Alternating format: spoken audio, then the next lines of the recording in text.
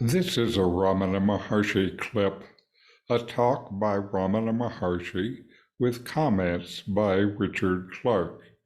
This is a time to listen, reflect, and deeply meditate.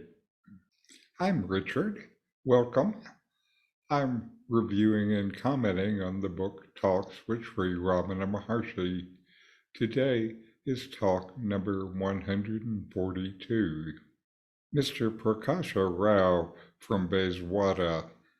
Does not illusion become inoperative even before identity with Brahman results, Brahmakaravriti, or does it persist even afterwards? Maharshi, illusion will not persist after vasanas are annihilated.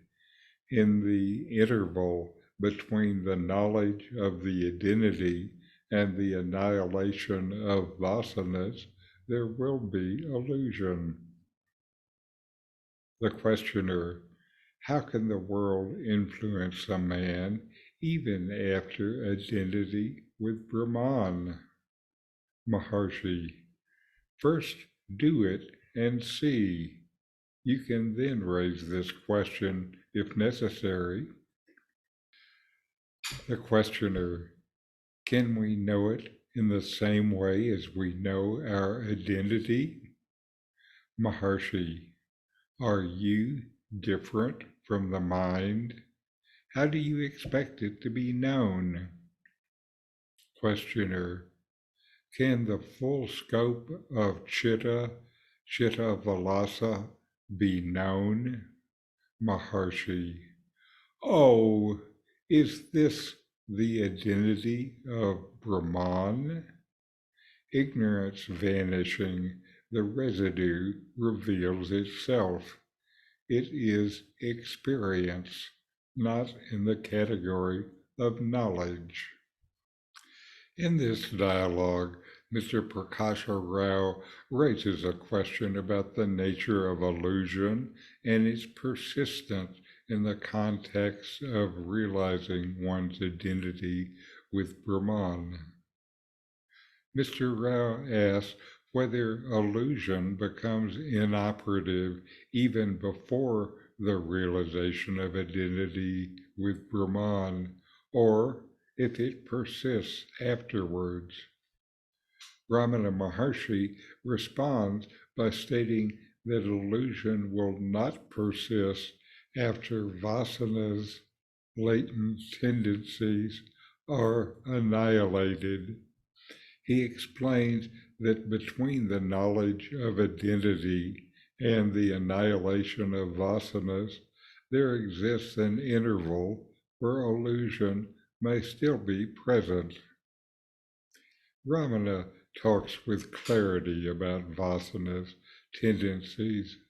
He says that vasanas and illusion are inexorably bound together.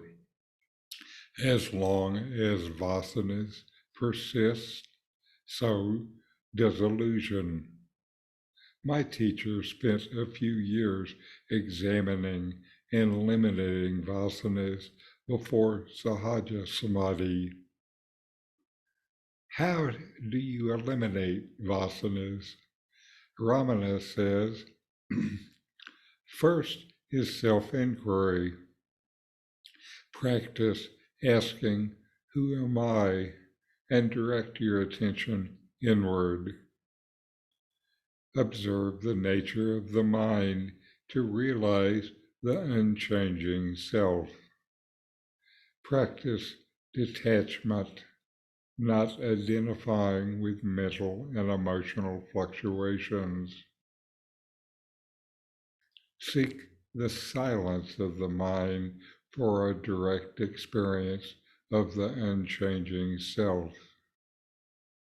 Engage in selfless service to minimize the impact of personal desires, and consistently practice self-inquiry to deepen your understanding of the self and the ego's illusory nature. My teacher adds two things that strike at the core of dealing with vasanas. First, vasanas are based on misidentification. So investigate what is the misidentification. Then inquire, is that who I am? And second, associated with the misidentification is an idea about an external source of happiness, that some things or activities will bring you happiness. We all want to be happy, and if our idea of it is that we find it outside of ourselves, that's where we will look for it. So investigate, what is the source of happiness? Is it really from things and actions, or is it internal? So where should I look if I want always to be happy? The questioner then asks how the world can continue to influence an individual even after realizing their identity with Brahman. Ramana Maharshi's response is direct and instructive.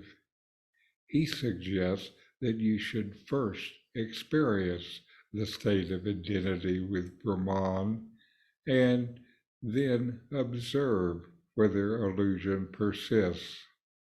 He emphasizes the importance of direct personal realization beyond such questions. To further clarify, the dialogue continues with a question of knowing the influence of the world after realizing Brahman in the same way that one knows their identity. Maharshi challenges the questioner, asking if they are different from the mind.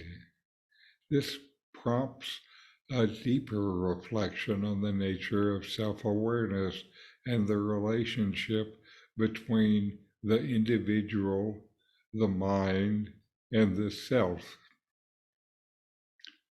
This dialogue concludes with a question about understanding the full scope of chitta.